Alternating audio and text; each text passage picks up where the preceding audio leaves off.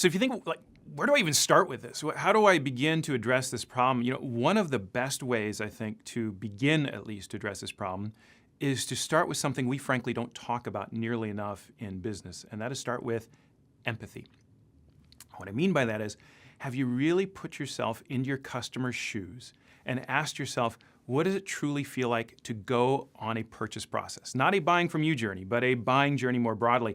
And in many ways, it's actually not that hard to conceive of because we have nothing more to do than take off our sales and marketing hats and put on our buying hats and ask, think about across the last 12 to 18 months and think about a purchase you were involved in your own organization. Maybe it was the purchase of a CRM system or a lead management system, and ask yourself, how did that go? Who was involved? What were the challenges you faced? What was the pain that you felt along the way? Was it fun? Was it frustrating?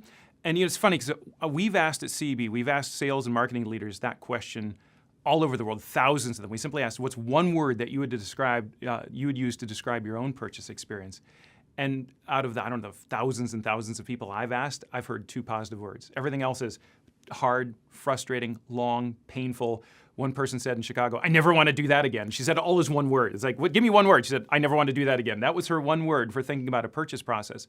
But if you stop and think about it, what does that mean from a supplier's perspective when the number one thing your customers are thinking about in buying your solution is, I never want to do that again? That's a painful place to be, but that's where we can start. We can start solving for that pain by beginning to conceive of the pain in the first place and ask, why was it so hard? What were the things that you wish you had known in your own buying journey? Because I bet those are things that your current or prospective customers wish they would know about the journey they're setting out upon right now.